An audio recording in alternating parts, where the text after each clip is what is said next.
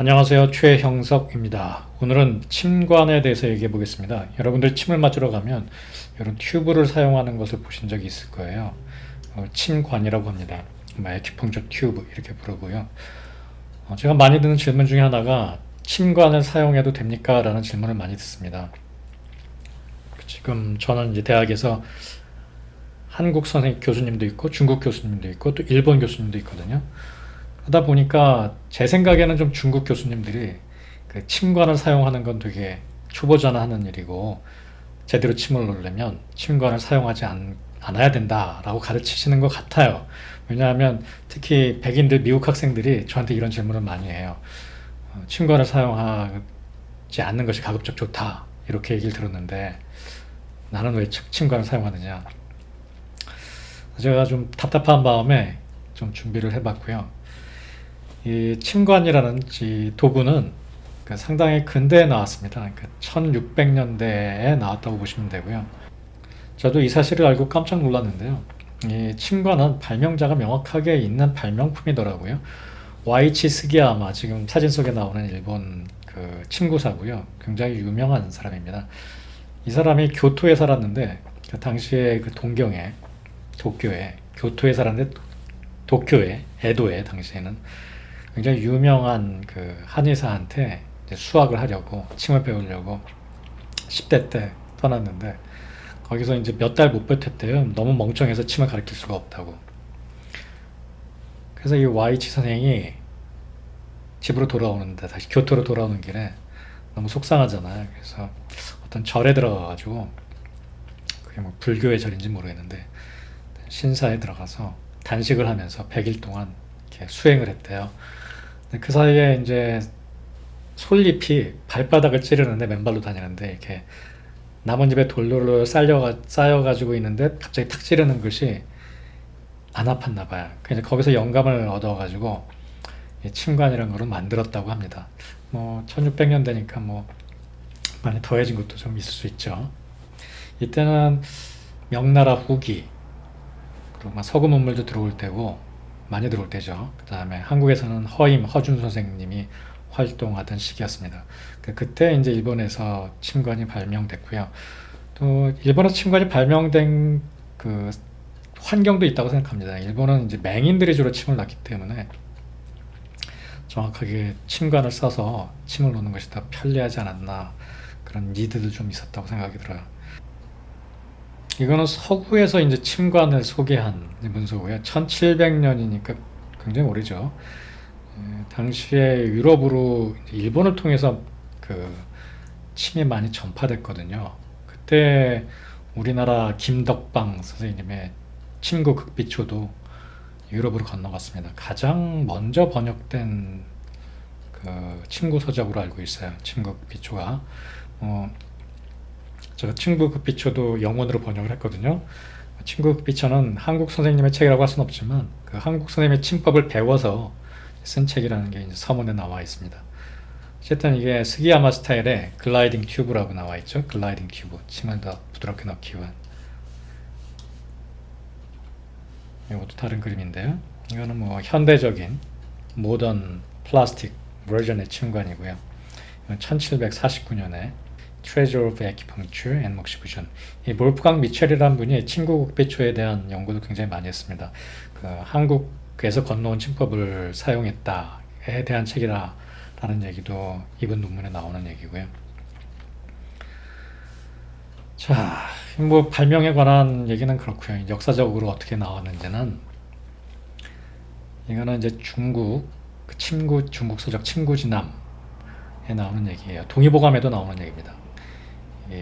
무슨 뜻이냐 하면 왼손으로 무겁게 그러니까 세게 많이 누른 다음에 기를 흩어주고 그러니까 왼손으로 이제 자꾸 만져줘서 침자리를 기를 흩어준 다음에 오른손으로 가볍게 그리고 느리게 자입하면 통증이 없다 이런 얘기가 나옵니다.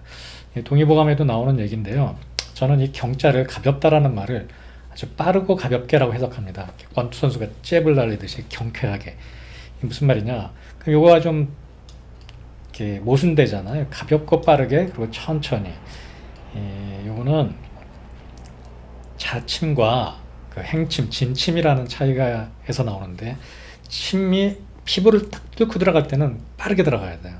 빠르게. 그래야지 덜 아프거든요. 그리고 침이 일단 들어가면 천천히 침에서 느껴지는 느낌을 다 느끼면서 환자의 반응을 살피면서 침을 넣어야 돼요. 그게 자침과 진침, 자침과 행침으로 구별을 하는 과정입니다. 그 자침 과정은 가볍고 빨라야 돼요. 대신에 진침 과정은 천천히 해야죠. 이제 그걸 얘기합니다. 그럼 여기서 제가 말하고 싶은 게 뭐냐면, 스킨을 딱 뚫을 때, 피부를 딱 들어갈 때, 자침할 때는 가볍고 빠른 게 좋다는 얘기죠. 그때 도움을 줄 수 있는 게 침관입니다. 이거는 오스히데, 반홀이란 뜻이고요. 일본 사람들이 침 놓을 때 많이 하는 자세입니다. 뭐 이것만 가지고 배우는데도 막 1년씩 배우고 한다고 그런 학파도 있대요. 여기서는 이제 침 튜브를 잡고 있지만, 옛날에는 이게 침자리를 고정하는 방법이었어요. 이렇게 해서 침자리를 고정하고 튜브 없이 또 침체도 만진 상태에서 이렇게 침을 놓는 것이 오스히데 방법입니다. 전통적인. 이것도 이렇게 반월을 만들고 있는 모습이죠. 뭐 특별한 거 없습니다. 뭐 자꾸 이제 거기다 이제 의미를 부여하는 거죠. 근데 한중일이 모두 옛날에는 침체를 이렇게 잡고 놓았습니다. 그러니까 침관이 없다 보니까 침체를 잡고, 특히 긴 침을 놓을 때는 침체를 완전히 잡은 상태에서 침을 넣는 방법이 보편적인 방법이었어요. 근데 이제 그러면 안 되잖아. 감염의 위험이 있고 침체를 잡지 말아야 되고, 그래서 더욱더 침관의 중요성이 큽니다. 저는 개인적으로 침관을 안 쓰고 침을 굉장히 잘 놓는 편입니다. 잘 놓는 편이라는 표현이 누구보다 잘 놓습니다. 제가 침을 논 지 지금 30년이 넘었고요. 그리고 환자를 정말 많이 봤기 때문에, 병원에서 일을 했기 때문에. 근데 저는 침관을 사용해야 된다고 생각해요. 제가 그렇게 침관 없이 침을 놓게 된 배경에는, 뭐 나쁘게 막 얘기하면 귀찮음이 있습니다.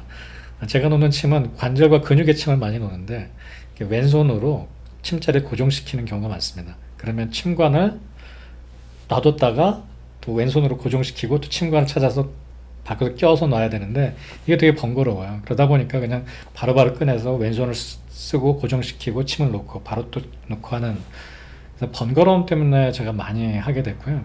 하지만 침관을 사용하는 편이 제가 생각해도 훨씬 덜 피곤하고 또 환자도 통증을 덜 느껴요. 빠르고 가볍게 자입될 수 있기 때문에 그렇습니다. 근데 저도 침관을 안 쓸 때가 있어요. 어떤 때 안 쓰냐면, 이렇게 인당이나 인중에 딱 주름을 만들어 놓고, 주름이 굉장히 가늘잖아요. 그 주름 위에다 딱 침을 놓을 때는 침관을 사용하면 여기 한 1mm도 안 되게 틀어져요. 그래서 주름 옆에 가서 침이 꽂히거든요.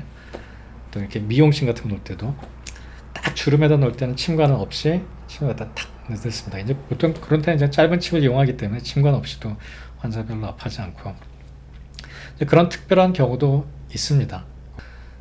한의학은 계속 발전합니다. 뭐 침의 소재도 발전했고요. 이건 편석인데, 또 뼈, 동물의 뼈로 만든 침인데, 굉장히 그 침의 기원이 이 동방, 한국 쪽에서 있을 수 있다라는 얘기를 담고 있는 아주 재밌고 좋은 논문입니다. 차홍석 교수님이 쓰신 논문이고요.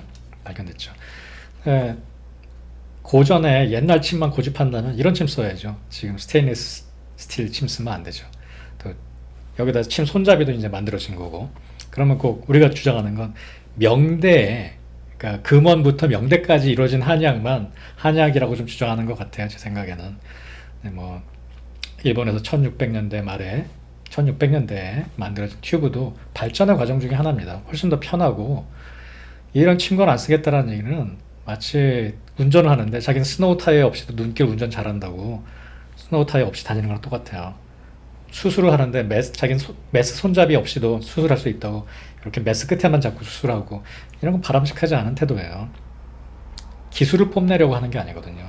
우리가 환자를 치료하는 게.